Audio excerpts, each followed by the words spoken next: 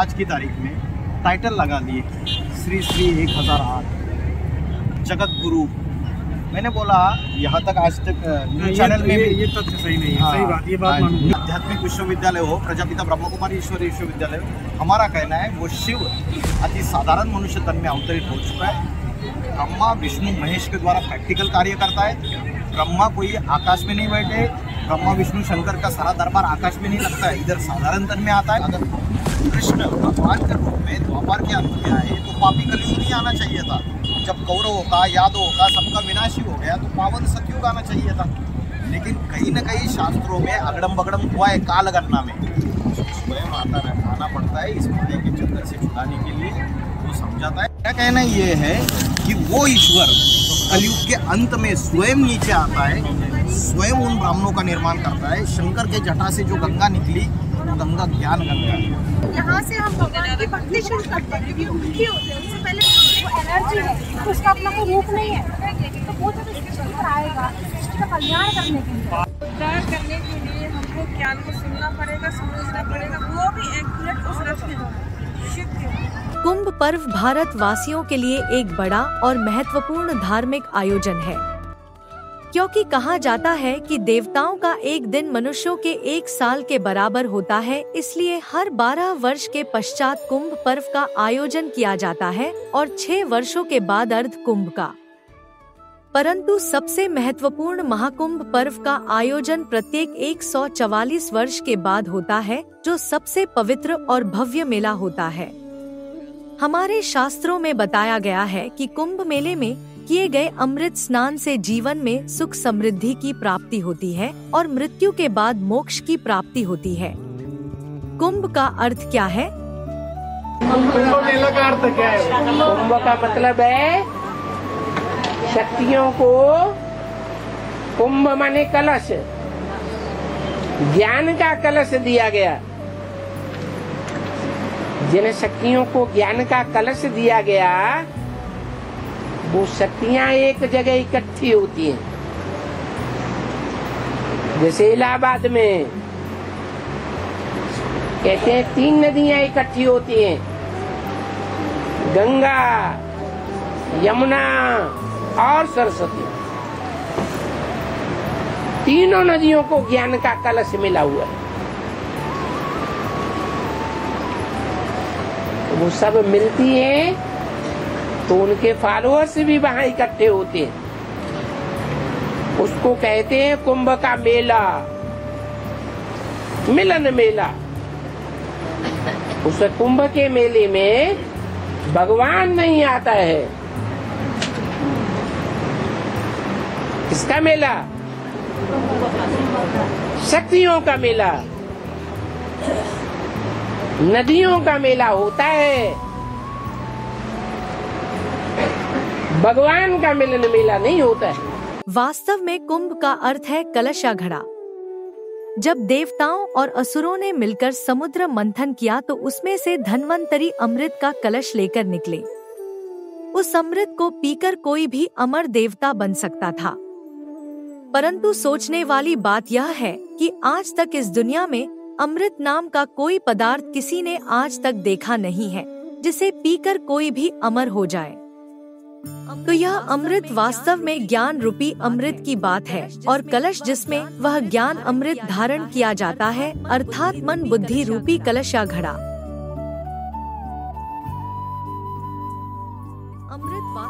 जब ईश्वरीय पवित्र ज्ञान हमारे मन बुद्धि में बैठ जाता है तो हमारे अनेक जन्मों के पाप क्षय होने शुरू हो जाते हैं, जिससे आत्मा सुख और शांति का अनुभव करती है, अर्थात जीवन में सुख समृद्धि लौट आई है।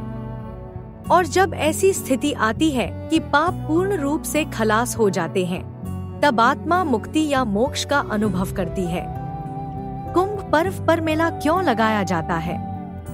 परमपिता परमात्मा शिव शंकर भोलेनाथ कलयुग के अंत में और सतयुग के आदि के संधि काल में, जिसे कल्याणकारी पुरुषोत्तम संगम युग कहा जाता है, जब इस सृष्टि पर अवतरित होते हैं तो परमात्मा का हम सब आत्माओं के साथ मिलन मेला होता है।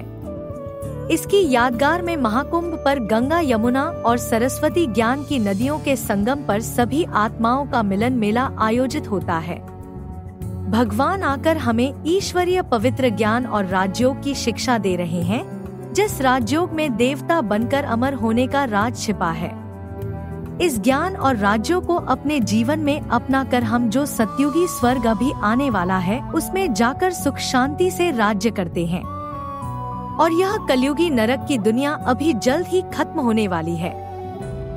महाकुंभ में कल्पवास करने का अर्थ। महाकुंभ मेले में त्रिवेणी संगम के किनारे रहकर 1 महीने तक आध्यात्मिक साधना करने का विशेष महत्व है, जिसे कल्पवास कहा जाता है।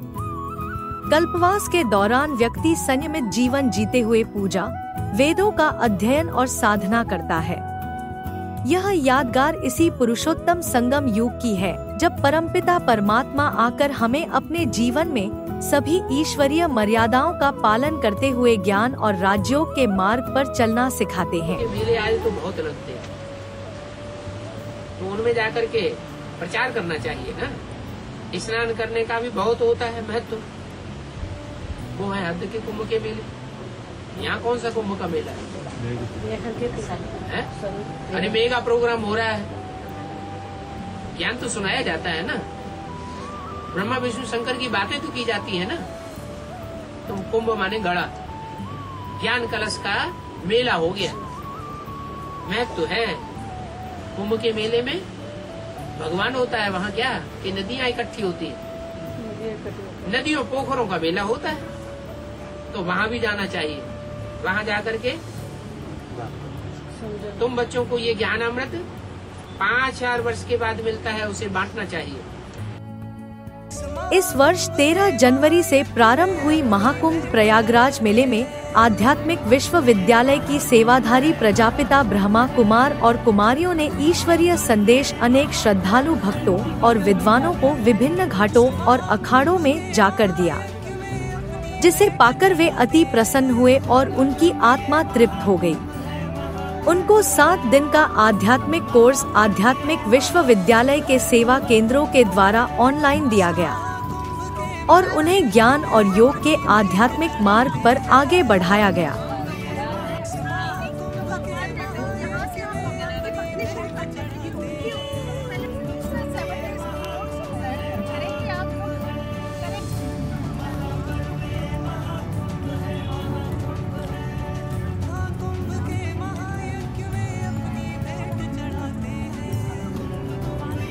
आध्यात्मिक विश्वविद्यालय के सदस्यों द्वारा महाकुंभ मेले में गीता का भगवान कृष्ण नहीं शिव शंकर भोलेनाथ है और भगवान सर्वव्यापी नहीं है तथा परमपिता परमात्मा शिव का भारत में दिव्य अवतरण हो चुका है। यह संदेश पैम्पलेट्स एवं बड़े बैनर्स द्वारा सभी भक्तों एवं श्रद्धालुओं को दिया गया।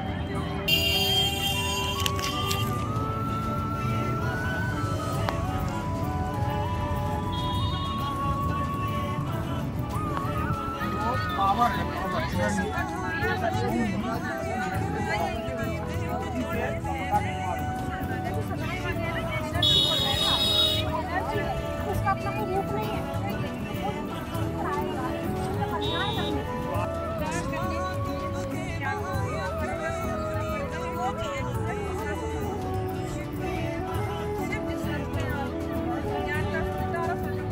जैसे भी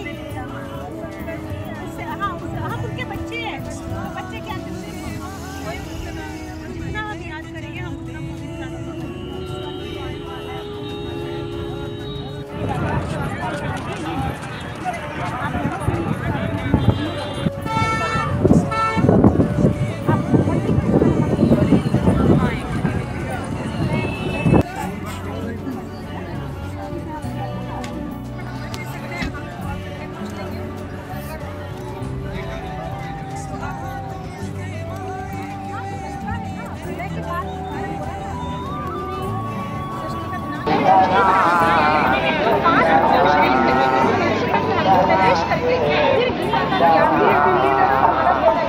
तो ये जो मैसेज है जैसे भगवान को याद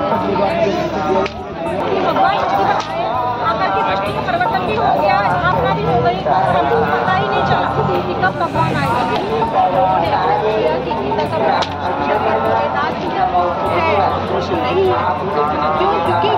भी जैसे आवास पर्व में भी या जो गुड़ पर्व है उसके अंदर बताए गए हैं राय ज्ञान दे रहे हैं, गीता का ज्ञान दे रहे हैं।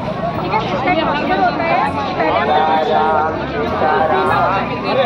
हम लोग कोर्स करवाते हैं, आप चाहें तो सर्टिफिकेट।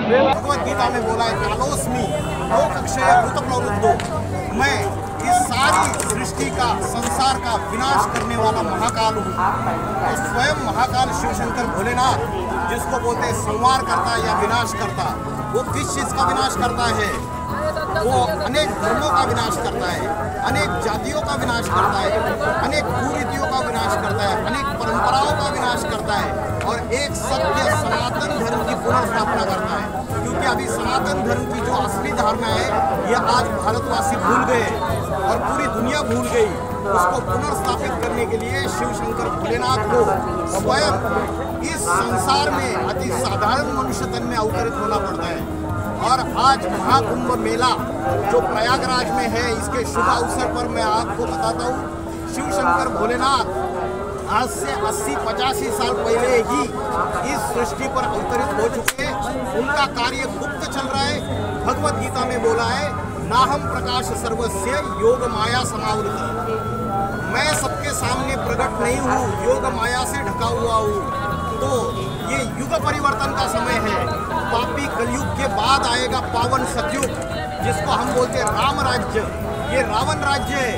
रावण राज्य का जब खत्म हो जाएगा, रावण राज्य खत्म हो जाएगा, तो पावन सतयुग या राम राज्य आएगा। देवी देवताएं जो है, किसी भी देवी की, काली की उपासना करने वाला बोलता है कि है ना महाकाली ही सब कुछ है। जो राधा की उपासना करता है वो बोलता है राधे राधे ही सब कुछ है, वो उसमें लीन हो जाता है।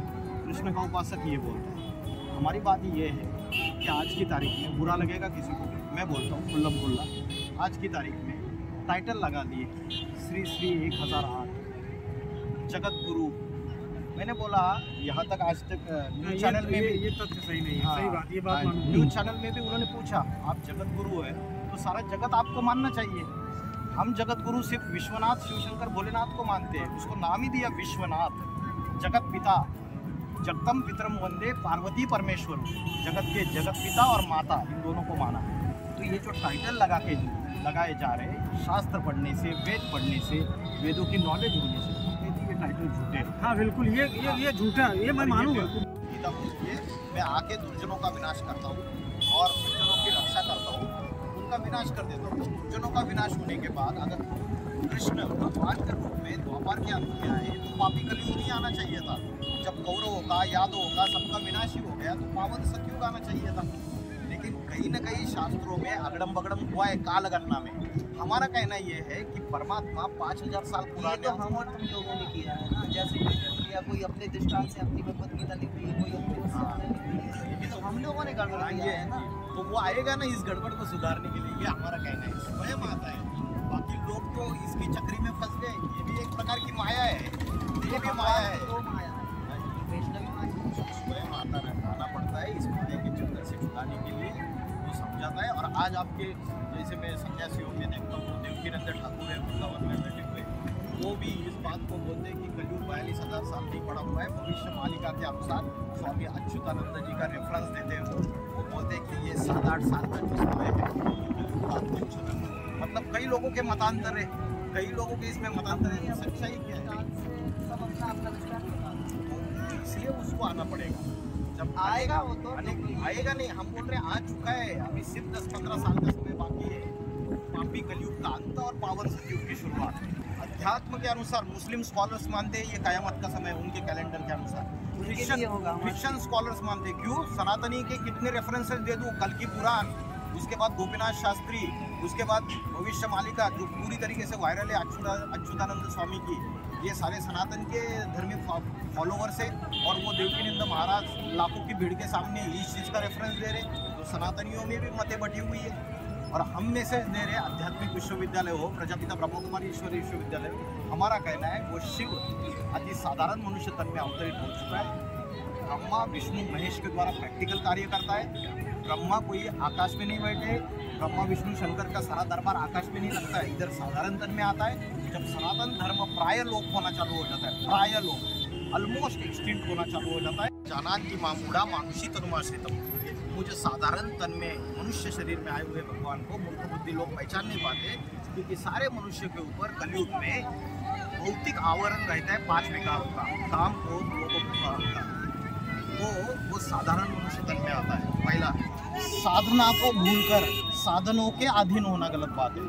हम साधना को नहीं भूले। साधना मतलब मन को साधना, आत्मा का अभ्यास करना, और आत्मा का जो ज्ञान है हम भगवत गीता के आधार में देते हैं। भगवत गीता में बोला है भ्रूवर मध्य प्राणम आवश्य सम्यका, भ्रुकुटी के मध्य में प्राण शक्ति स्थित है, आत्मा यहाँ स्थित है। आज बाबा ये लोग कथाएं बहुत सारी करती है, लेकिन ध्यान की जो एक्यूरेट विधि है वो खुद बता नहीं पाते, क्योंकि उनको खुद पता नहीं होता है।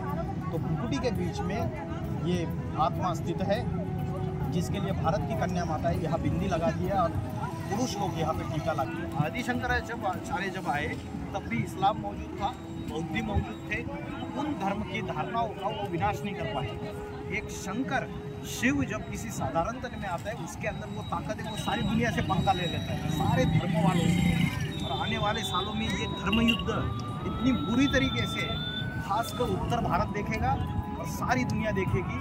ये धर्म युद्ध इतना चरासीम था। वो जो एक व्यक्ति है, उस व्यक्ति, उसमें आज की डेट में क्या होता है पता है क्या? सन्यासी लोग भी जो चीज़ें खुल के बोलनी चाहिए वो नहीं बोलते हैं। और हमारे भारतवासी में जो हिंदू है, वो जो सन्यासियों की जो गलत चीज़ें हो रही है उसको भी खुल के नहीं बोलते हैं। सब लोगों को अपने अपने लूप होल्स पता है। जैसे नरेंद्र मोदी को कांग्रेस वाले बड़े बड़े नेताओं के लूप होल्स पता है कि इसकी क्या पोल पट्टी है, तो वो चुप बैठता है। वो कांग्रेस के बड़े नेताओं को बीजेपी की पोल पट्टी पता है, वो चुप बैठता है। ऐसे चल रहा है। अनेक धर्म स्थापन ही क्यों हुए? क्योंकि आप चुप बैठे। अनेक धर्म स्थापन होते होते आज 10 धर्म स्थापन हो गए, और आज इंटरनेट पे, मीडिया पे सारे अपनी अपनी मतें लड़ाई झगड़ा कर रहे हैं, जबकि एक सनातन सबका माई बाप है। तो इन सबका खुलासा कर दो ना, तभी वसुधैव कुटुंबकम होगा। तो इन सारे धर्मों का ज्ञान के आधार से वो खुलासा करता है, इसलिए शंकर विनाशकारी है। इसलिए शंकर को विनाश करना बोला है।